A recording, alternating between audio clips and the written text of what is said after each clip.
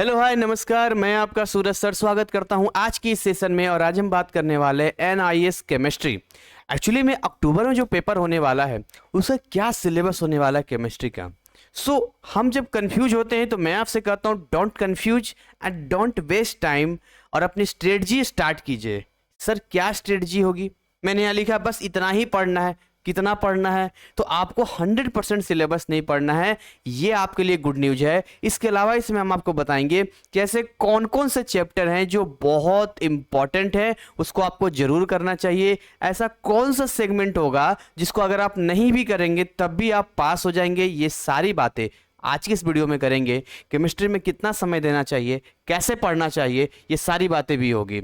तो उम्मीद करेंगे कि आपने अभी तक हमारे चैनल को जरूर सब्सक्राइब किया होगा और हमारे फ्री व्हाट्सएप एंड टेलीग्राम जो चैनल है उसको ज्वाइन कर लिया होगा। नहीं किया तो देर किस बात की है, डिस्क्रिप्शन में जाओ, वहां पर लिंक दिया है, ज्वाइन करो। और हमने अपने ऐप का भी लिंक दिया है, वेबसाइट का दिया है, जहां से आप ऐप को डाउनलोड करके जो केमिस्ट्री का कोर्स है उसको परचेज करके कम समय में अच्छा स्कोर कर सकते हैं। खैर एनीवे, चलिए आगे हम आपको लेके आते हैं। सबसे पहले हम आपको लेके आना चाहेंगे केमिस्ट्री का एक्चुअली में सिलेबस है क्या अक्टूबर सेशन का। जैसा कि आप सभी जानते हैं कि एनआईएस में सिलेबस को दो सेगमेंट में कैटेगराइज किया गया है। एक को बोलते हैं पीई चैप्टर्स, दूसरे को बोलते हैं टीएमए चैप्टर्स। सो बेसिकली जब हम पीई चैप्टर्स की बात करते हैं तो ये वो चैप्टर्स होते हैं जो पब्लिक एग्जामिनेशन चैप्टर्स कहलाते हैं और आपको केवल यही पढ़ना है। यानी ध्यान से देखिए, यहां पर टोटल 20 चैप्टर्स ही आपको पढ़ना है जो अक्टूबर एग्जाम में पूछे जाएंगे।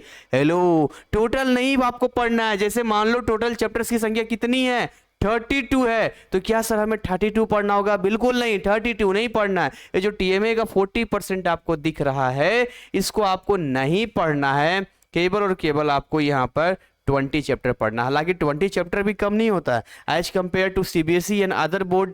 वहां देखेंगे इतना 20 चैप्टर होता कहाँ है, फिर भी बहुत ज्यादा है ये। पर कोई बात नहीं, यहाँ पर हम कैटेगराइज करके आपको समझाते चलते हैं। जैसे देखिए, सबसे पहला चैप्टर यहाँ पर है lesson 1 atoms molecules and chemical arithmetic. ये वो चैप्टर है जो फिजिकल केमिस्ट्री की यहाँ से शुरुआत होती है। जब हम फिजिकल केमिस्ट्री की बात करते हैं और उसमें आपको अगर ये चैप्टर नहीं समझ में आता है तो आप केमिस्ट्री नहीं सीख पाएंगे। तो केमिस्ट्री की दुनिया में आपका स्वागत है, लेकिन कब? जब आपका ये कंप्लीट होगा।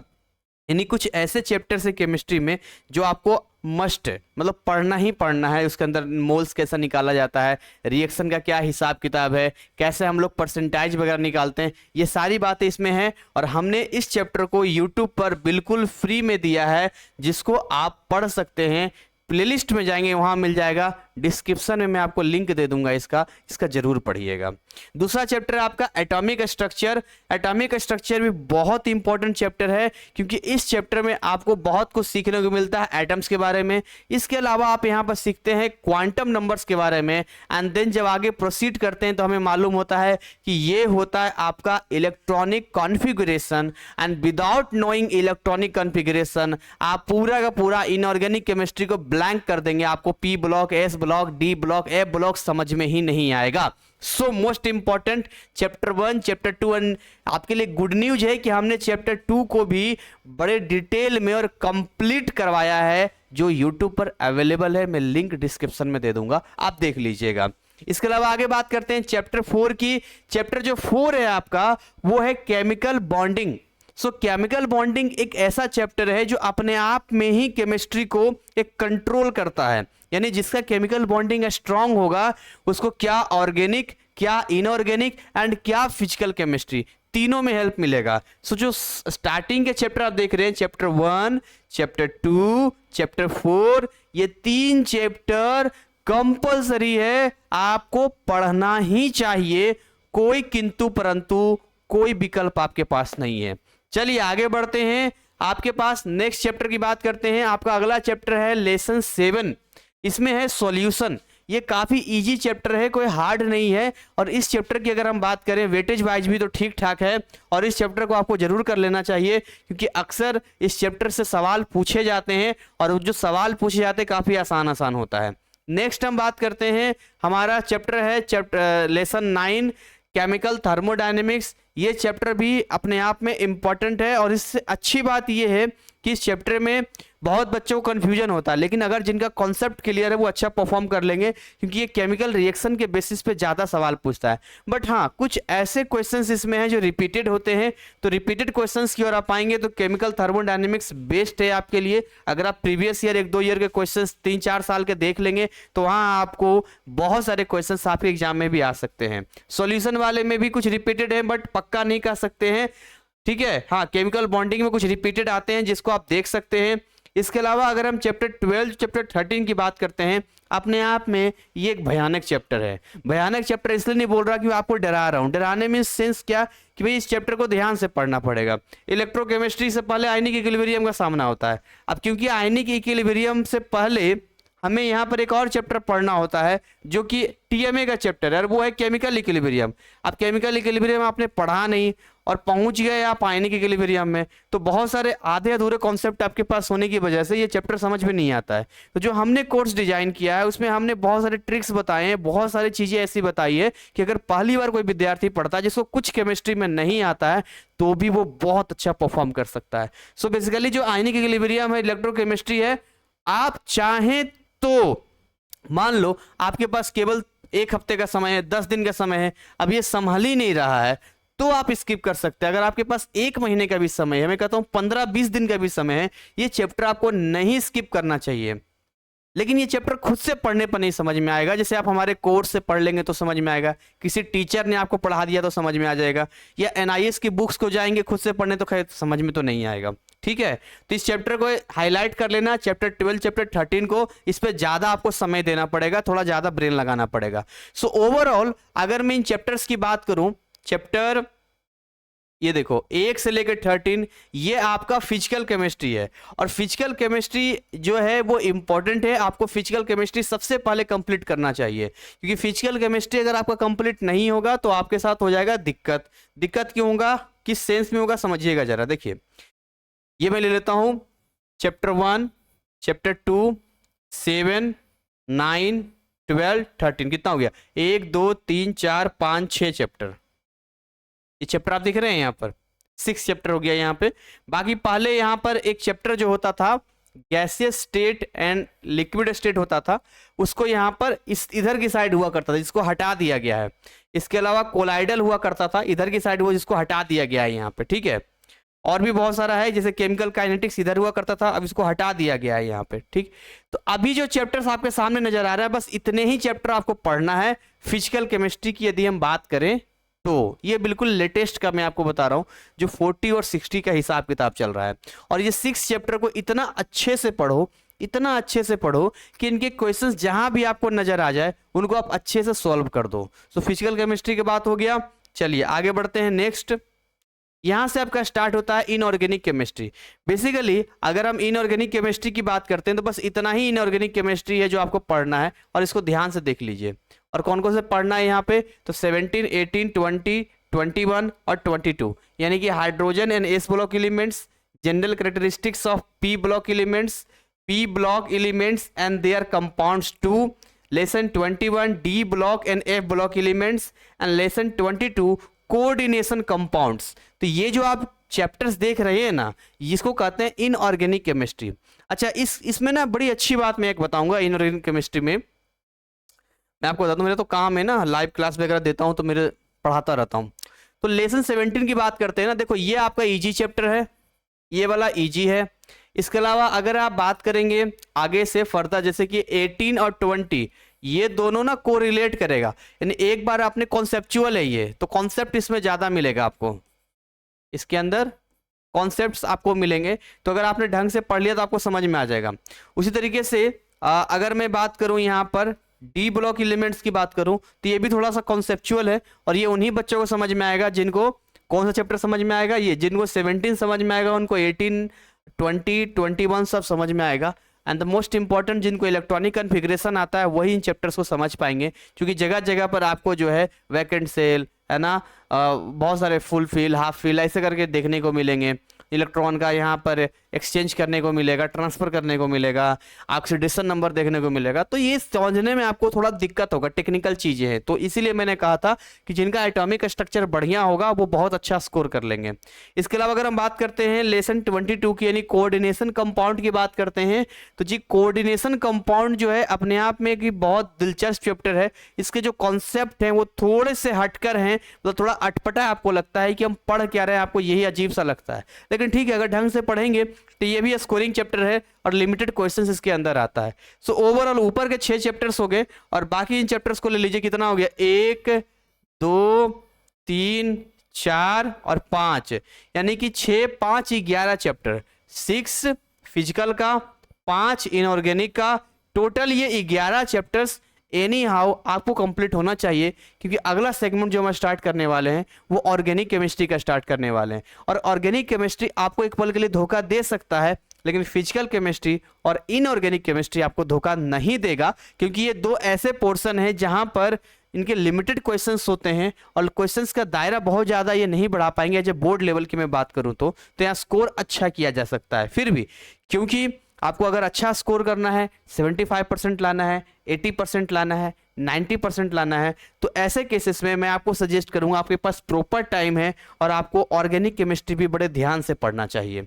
तो ऑर्गेनिक केमिस्ट्री की जब मैं बात करता हूं यहाँ पे, सो यहाँ से बेसिकली ऑर्गेनिक केमिस्ट्री स्टार्ट है। और थोड़ा सा अगर मैं छोटा करूं, चलिए यहां से देखिए चैप्टर बाय चैप्टर बता रहा हूं।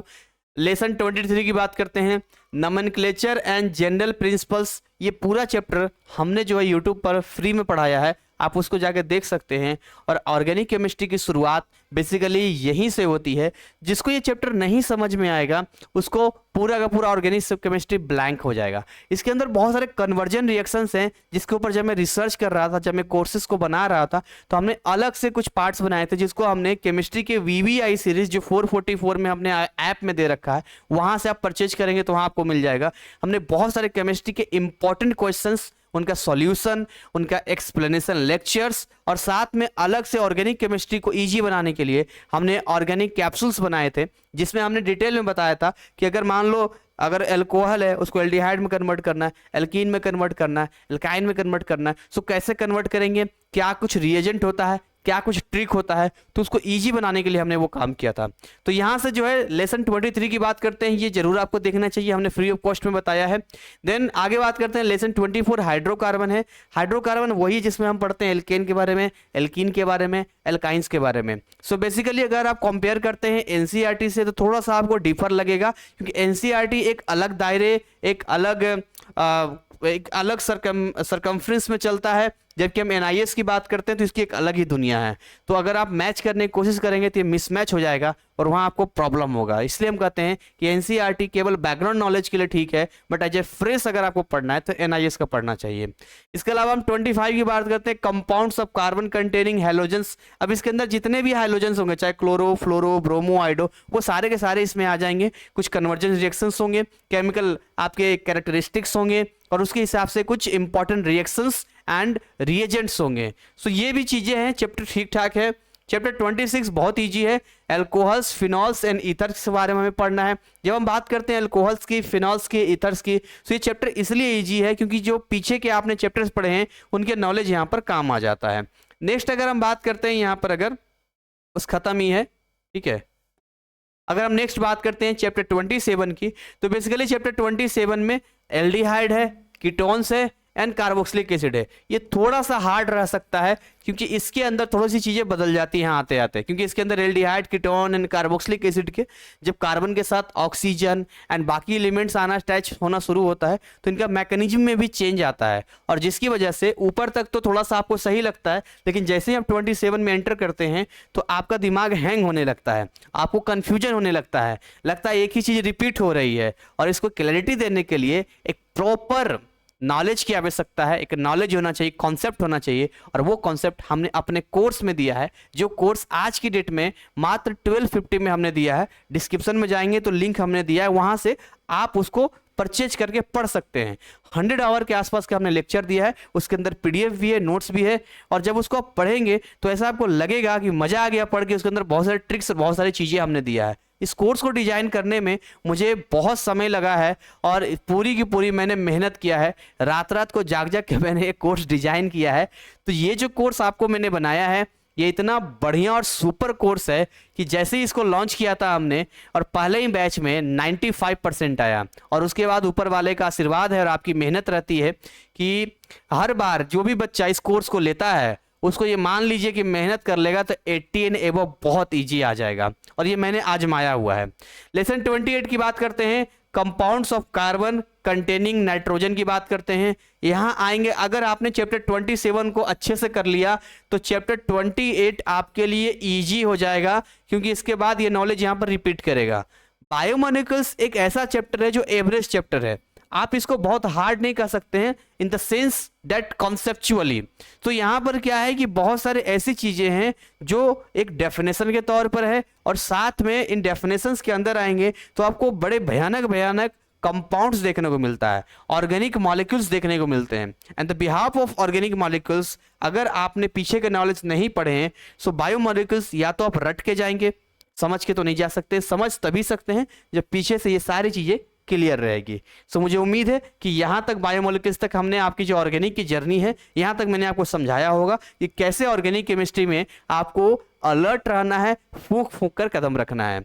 आगे बात करते हैं, ये बहुत ही प्यारा और इजी चैप्टर है, सबसे आसान चैप्टर है ये, और चैप्टर है 31 सोप्स, डिटर्जेंट्स एंड पॉलीमर्स। अगर हम इस चैप्टर की बात करते हैं, ये चैप्टर इसलिए भी इजी है क्योंकि इस चैप्टर के अंदर लिमिटेड पैटर्न है, अनलिमिटेड क्वेश्चंस पूछे जाने के, जो इसका जो कॉन्सेप्चुअली बात करें तो लिमिटेड ही है। सो रिपीटेड भी होता है, जैसे बहुत सारा आप जैसे सोप के बारे में हो गया है ना, या बहुत सारा आप पढ़ते हैं उसके अंदर अंदर जाएंगे, इसका स्ट्रक्चर बनाइए, इसका फॉर्मेशन कैसे होगा, बहुत सारे ऐसे क्वेश्चंस होते हैं जो रिपीटेड होते हैं। सो ठीक ठाक हिसाब से हम देखें तो मैं आपको मोटा मोटी एक एवरेजली आइडिया देना चाहूँगा, इसको समझिए।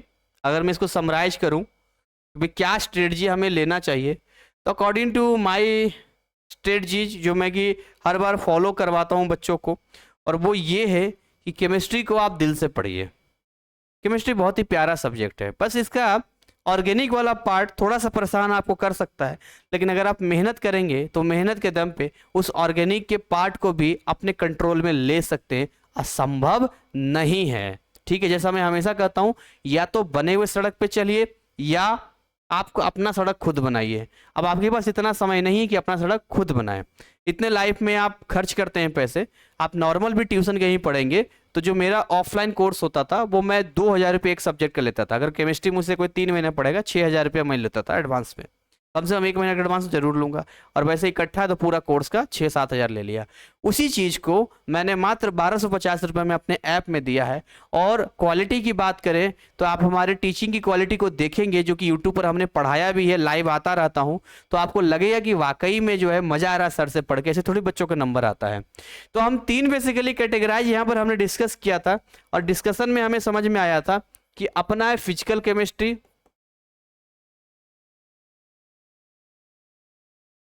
अपना है इनऑर्गेनिक केमिस्ट्री,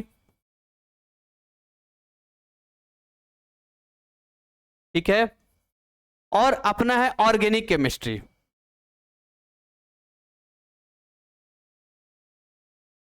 ठीक है ना, हम इनकी बात कर रहे हैं, ठीक है। तो भाई जब हम इनकी बात कर रहे हैं तो हमें यह बात समझनी पड़ेगी कि फिजिकल केमिस्ट्री एनी हाउ आपका डन होना चाहिए, मैंने आपको बताया, और ये डन होना चाहिए। अगर इन तीनों में से कोई 2 आपका स्ट्रांग है तो मैं बता रहा हूं आपको पास होने से कोई नहीं रोक सकता है। लेकिन सवाल ये आता है केवल कि आप पास करने के लिए आप यहां पर आए हैं क्या? नहीं ना। तो आइए, भले हमारे कोर्स से पढ़िए, खुद से पढ़िए, जैसे पढ़िए, इस ऑर्गेनिक को भी डन कीजिए। और जैसे ही ऑर्गेनिक को आप डन करेंगे तो जो आप केवल पास कर रहे थे, यानी 50-60% आ रहा था, 60% आ रहा था, वही जंप करके आपका 80% आ जाएगा। केमिस्ट्री के अंदर नंबर लाना इतना आसान भी नहीं है, लेकिन पढ़ के जाएं तो वो आसान हो जाता है, ठीक है। तो केमिस्ट्री आपको थोड़ा सा रिलैक्स देता है, ये फिजिक्स की तरह नहीं है, इसके केवल फिजिकल केमिस्ट्री में थोड़े से कैलकुलेशंस है जो मैथमेटिक्स की बात आती है। अदरवाइज बाकी जगह जाएंगे तो कहाँ आपको कैलकुलेशन मिलता है, वो तो टोटल आपके कॉन्सेप्चुअली ही बात करता है ना यहाँ पे। अब सवाल ये आता है कि किसको कितना समय देना चाहिए, पहले हमें क्या पढ़ना चाहिए, बाद में हमें क्या पढ़ना चाहिए, हमें शुरुआत कहाँ से करना चाहिए, क्या जो सीक्वेंस दिया गया हम उसको फॉलो करें। तो मैं आपको एक छोटा सा आइडिया दूंगा, आप चाहें तो उसको आजमा सकते हैं, बाकी आपकी मर्जी है। और वो आइडिया ये मैं आपको देने वाला हूं, ठीक है, कि सबसे पहले जो है आप इन चैप्टर को कंप्लीट कर लो, atoms, molecules and chemical arithmetics, ठीक है ना। इन चैप्टर्स कंप्लीट कर ले, एक तो ये हो गया। इसके अलावा बाकी चैप्टर्स एटॉमिक स्ट्रक्चर कंप्लीट कर लो, ये दोनों ही हमने दे रखा है अपने यूट्यूब चैनल पे, ठीक। इसके अलावा केमिकल बॉन्डिंग कंप्लीट कर लो, ठीक है। इसके अलावा आप चाहो तो यहां से रुक जाओ, ये 3 पढ़ लिया, अब रुक जाओ, ये 3 पढ़ने के बाद रुक जाओ। उसके बाद चाहो ये 3 को रोक दो, फिर सीधा सीधी आ जाओ इनऑर्गेनिक पे। इनऑर्गेनिक पे हाइड्रोजन एंड एस ब्लॉक पढ़ लो, चैप्टर 17, ठीक है, हाइड्रोजन एंड एस ब्लॉक पढ़ लो। अब रुक जाओ, अब सीधे आ जाओ ऑर्गेनिक पे। ऑर्गेनिक में क्या पढ़ना है, ऑर्गेनिक में वापस हम आपको बताएंगे यहाँ पे, तो जो आपका आईपेक नोमेनक्लेचर है ना, GOC general organic chemistry and IUPAC nomenclature, GOC and nomenclature, ये कंप्लीट कर लो। इसके साथ में हाइड्रोकार्बन कंप्लीट कर लो, बस ये आपको फर्स्ट फेज में कंप्लीट कर लेना। जो चैप्टर का नाम मैंने दिया है इसको नोट कर लो। इसमें क्या क्या चैप्टर हमने यूट्यूब पे दिया है, तो देखिए केमिस्ट्री का बेसिक वीडियो भी हमने यूट्यूब पे दे रखा है, बिल्कुल बेसिक 3 पार्ट है, उसको देखिए। उसमें टोटल हमने बताया, जैसे मान लो एटॉमिक स्ट्रक्चर की बात करते हैं तो एटॉमिक स्ट्रक्चर में, या मान लो एटम्स मॉलिक्यूल्स की बात करते हैं तो इसके अंदर एलिमेंट्स का नाम याद होना चाहिए आपका, हाइड्रोजन से लेकर कैल्शियम तक तो कम से कम याद रखो। Hydrogen, helium, lithium, beryllium, boron, carbon, nitrogen, oxygen, fluorine, neon, ये सब चीज याद तो रखो। Sodium, magnesium, aluminium, silicon, phosphorus, sulphur, chlorine, argon, potassium, calcium, इनका मास, इनका नंबर, कितना न्यूट्रॉन है, कितना प्रोटॉन है, ये सब याद तो रखो। कैसे हम 1:2:2 करते हैं, अबाव प्रिंसिपल्स की बात करते हैं, हंट्स रूल की बात करते हैं, कहाँ कहाँ कैसे जाएगा, क्रोमियम के इलेक्ट्रॉनिक कॉन्फ़िगरेशन, कैसे हम हाफ फील्ड और फुल फील्ड करते हैं, कहाँ स्टेबिलिटी रहेगी। तो ये चीजों के लिए ना, ये देखो ये 2 चैप्टर आपको मिल जाएगा, इसमें केमिकल बॉन्डिंग आपको नहीं मिलेगा। केवल देखो यहाँ पर आपको क्या नहीं मिलेगा, यूट्यूब पर ये आपको नहीं मिलेगा और ये आपको नहीं मिलेगा, बस इन दोनों को छोड़ के बाकी सब आपको यूट्यूब पर मिल जाएगा। हमने डेमो पर्पस के लिए अपने चैनल पे दे रखा है, जिसको आप देख सकते हैं। आप पहले देखिए, आप डायरेक्ट क्यों हमारे कोर्स को ले रहे हो? भैया सर बाकी चैनल पर तो जो है देखते हैं, पढ़ाते उड़ाते हैं नहीं, बस ज्ञान देते रहते हैं। अच्छी बात है, ज्ञान तो दे रहे हैं, कम से कम अपडेट कर रहे हैं। मैं तो उनके खिलाफ हूं जो आपको मिसगाइड करते हैं, गारंटी पास करवा देंगे, ये करा देंगे, वो करा देंगे। भाई जो आपको नॉलेज दे रहा है, भाई जो आपको चीजें बता रहा है, उनके लिए ठीक है, कोई दिक्कत वाली बात नहीं है, ठीक है। और बाकी देखिए टीचर और स्टूडेंट का जो कनेक्शन होता है ना, वो एक अलग ही कनेक्शन है। अब देखते हैं कई लोग, मतलब कैसा होता है, जिसका एजेड है एकदम खड़ूस सा कर रहा है कुछ चीज पे, अच्छा तुम्हारा बाप करेगा, तुम्हारा ये करेगा, वो करेगा, तो एज का एक इफेक्ट होता है। तो आपको ये समझना होगा कि मैं आप ही के जनरेशन से हूं, और अगर आप किसी ऐसे टीचर से पढ़ते हैं या किसी ऐसे से करते हैं जो हर बात में खिचखिच जाते हैं या उनका वो हो जाता है, फर्क आ जाएगा। जैसे मैं बताऊं, जैसे मैं कोचिंग सेंटर पापा चलाते हैं, अब तो मैं ऑनलाइन करता हूं, तो एक एज का एक फैक्टर होता है और जनरेशन गैप होता है। अब जब मैं पढ़ाता था बच्चे बड़े खुश, अभी देखिए NIS में आया, केमिस्ट्री से मैंने शुरुआत की, मेरा चैनल ग्रो कर गया, बच्चे पसंद करने लगे केमिस्ट्री की वजह से। हालांकि मैंने बाद में फिजिक्स का, मैथ का भी कोर्स डिजाइन किया, बट केमिस्ट्री में भी स्टार्टिंग केमिस्ट्री से ही हमने किया था। अभी हम केमिस्ट्री को लेकर आईआईटी, जेई, नीट वगैरह का मैं प्रीवियस क्वेश्चंस जो पूछा गया उसको एक नया चैनल बना के देने वाला हूँ, ठीक है, उस पर हम और काम करेंगे। तो एक जनरेशन जो होता है ना, हम आपकी चीज़ों को समझ पाएंगे। होता क्या है कि उन्होंने पढ़ाई किया 1990 में, 1985 में, तो वो उनका दायरा था, तो उनको क्या है उस हिसाब की चीज़ें मालूम है। हम आपके टाइम के पढ़े हुए हैं, तो जो चीज़ आप फील कर रहे हैं ना, वो चीज़ हमें पता है, हम भी उस दौर से गुजरे हैं, तो हम आपके लिए बेस्ट तरीके से बता पाते हैं, ठीक है। तो इसलिए मैं आपको बता रहा हूँ बेसिक केमिस्ट्री आप देखिए और बाकी ये चीज़ें देखिए। बाकी मैं ये कह रहा हूँ इतना देखने के बाद डिसाइड कीजिए कि सर का कोर्स लेना या नहीं लेना है। भाई जो हमारा बेसिक केमिस्ट्री पढ़ लिया, जिसको केमिस्ट्री नहीं आता था उसको केमिस्ट्री समझ में आने लग गया, उसको ये चैप्टर समझ में आ गया, ये भी समझ में आ गया, ये सब समझ में आ गया, उसके बावजूद भी अगर कोई कहे कि हमें समझ नहीं आ रहा है सर का कोर्स लेना है या नहीं लेना है, तो भाई वो तो उसकी मर्जी है। चावल जब बनता है तो एक दाने से पकड़ लेते हैं कि चावल कैसा बना है, इट्स योर चॉइस, ठीक है। तो अभी आपको क्या करना है, सबसे पहले इनको कंप्लीट कर लेना है, और दूसरा क्या करना है सो समझिए, टाइम टेबल आपको बनाना है। सो टाइम टेबल कैसे बनेगा सर? टाइम टेबल के लिए क्या करें, केमिस्ट्री को कैसे पढ़ना चाहिए, मतलब रोज पढ़ना चाहिए केमिस्ट्री को, अल्टरनेट में पढ़ना चाहिए, क्या हिसाब किताब होगा, कितने आवर देना चाहिए। तो देखिए एक रूल बनाइए, एक नियम बनाइए। अब आपके पास अगर मान के चलिए आपको लगता है कि आपके पास मल्टीपल सब्जेक्ट्स हैं, आप कवर नहीं कर पाएंगे, तो आप केमिस्ट्री को रोज 1 घंटा दीजिए। कितना? 1 घंटा केवल रोज दीजिए बस। अगर आप हमारा कोर्स लेते हैं तो लेक्चर देख लीजिए, जैसे 1 घंटे के आसपास मेरा कोई लेक्चर होता है, 100 घंटे के आसपास के, एक लेक्चर आप देखिए। एक लेक्चर देखने के बाद प्लस 15 से 20 मिनट का एक टाइम बनाओ आप। कितना? 15 से 20 मिनट्स का एक टाइम बनाओ जिसमें तुम कसम खा लो कि भैया हम रिवीजन करेंगे। क्या करेंगे? रिवीजन करेंगे। अब रिवीजन में जैसे मैंने जो नोट्स आपको दिया होगा, जो हमारा कोर्स लेंगे या आपके पास होगा, आपके टीचर से पढ़ रहे होंगे, उनका नोट्स हो गया, साथ में कुछ फॉर्मूलाज हो गए, फॉर्मूला को प्रैक्टिस कीजिए। तो जब एक ही चीज को जब बार बार हम देखते हैं ना, एक ही चीज को बार बार पढ़ते हैं, तो फिर एग्जाम के टाइम में हमें इतने अच्छे तरीके से रट जाता है कि एक तो हम कंफ्यूज नहीं होते हैं, और दूसरा पीछे इतनी प्रैक्टिस हो गई होती है कि एग्जाम में जब आता तुरंत सोल्व करते नंबर आ जाता है। तो कोई मैजिक नहीं होने वाला, मैजिक आप खुद करेंगे, वो आपके पास है, यहाँ पर है। तो ये एक सिस्टम बना लीजिए कि हमें ऐसे पढ़ाई करनी है बस। अगर आपको लगता है, मैं आपको बताता हूँ, कई ऐसे बच्चे हमारे पास आए जिनका एग्जाम था 1 हफ्ते में, 3 दिन में, तो शनिवार को मेरा कोर्स लिया, समझ रहे हो, सुनना ध्यान से, केमिस्ट्री कोर्स लिया शनिवार को। उसने मुझे शनिवार की शाम में लिया, उसने मुझे सोमवार के शाम में कॉल किया। सोमवार की शाम में मतलब शनिवार के शाम में लिया, रात में देखा होगा, पूरा संडे देखा होगा और मंडे दिन में देखा होगा। उसने कहा सर मैंने पूरा फिजिकल केमिस्ट्री और पूरा इनऑर्गेनिक खत्म कर दिया है, बस ऑर्गेनिक केवल बच रहा है।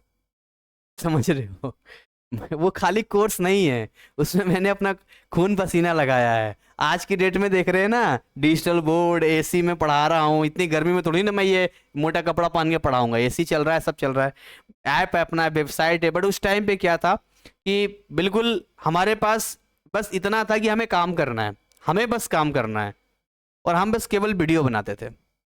और क्योंकि माइक में इतनी अच्छी फैसिलिटी नहीं थी तो पंखा भी बंद कर देते थे, रात का समय होता था, वो भी एक दौर था मेरा, पंखा भी बंद कर दिया, और रात का समय है, सारे लोग सो रहे हैं, और मैं 2 बजे 3 बजे सो रहा हूँ और आपके लिए वीडियो बनाता था, और उसी से मैं नोट्स बना रहा हूँ, उसी से मैं ट्रिक्स बना रहा हूँ, पसीने पसीने हूँ। मेरे ऑलमोस्ट वीडियो में देखिए मैंने टी शर्ट में बनाया, मजबूरी थी मेरी, मैं शर्ट वर्ट पहनता पसीने पसीने हो जाते, वीडियो में देखेंगे पसीना चल रहा है मेरा। क्या कर सकते हैं। तो एक दौर होता है, आपका भी ये मेहनत करने का दौर है। आज आप मेहनत करेंगे तो आगे बहुत आगे आ जाएंगे। बस इतना ही फॉलो करें, इससे ज़्यादा कुछ नहीं बोलेंगे। और बस हमारे विशेष आपके साथ में है, बहुत ज़्यादा लंबा चौड़ा कोई फालतू फेंकने वाली बात नहीं है। केमिस्ट्री मतलब केमिस्ट्री है, आप ऐसे समझिए कैसे कोई चाचा जी फूफा जी आपके होते हैं, है ना, तो वो बहुत आसानी से आपसे बातचीत करते हैं। खड़ूस टाइप के कुछ होते हैं, कुछ बड़े अच्छे से होते हैं, देखते ही चेहरे पे स्माइल आ जाती है ना। तो वैसे ही केमिस्ट्री है, थोड़ा सा अगर आपने एफर्ट लगा दिया, हमारा बेसिक वाला केमिस्ट्री देख लो, जो चैप्टर मैंने आपको बताया था ये चैप्टर देख लो, उसके बाद मैं आपको श्योरिटी देता हूँ केमिस्ट्री में आपका हाथ और आपका दिमाग ऐसे चलेगा कि केमिस्ट्री आपका फेवरेट सब्जेक्ट हो जाएगा। मजाक नहीं कर रहा हूँ, और बहुत बढ़िया परफॉर्म करोगे आप। और इसका जो सिलेबस है वो आपको नीट के एग्जाम में भी काफ़ी हेल्प करेगा, जेई मेंस के एग्जाम में भी काफ़ी हेल्प करेगा। तो इसी के साथ इसको ओवर करना चाहेंगे। मन तो मेरा कर ही नहीं रहा, मेरा केमिस्ट्री फेवरेट सब्जेक्ट, बट कोई नहीं यहीं पर इसको ओवर करते हैं। एंड डिस्क्रिप्शन में जाना, वहाँ पर बहुत सारे लिंक हैं, उस लिंक का आप लाभ लेना। Thank you so much, wish you all the best.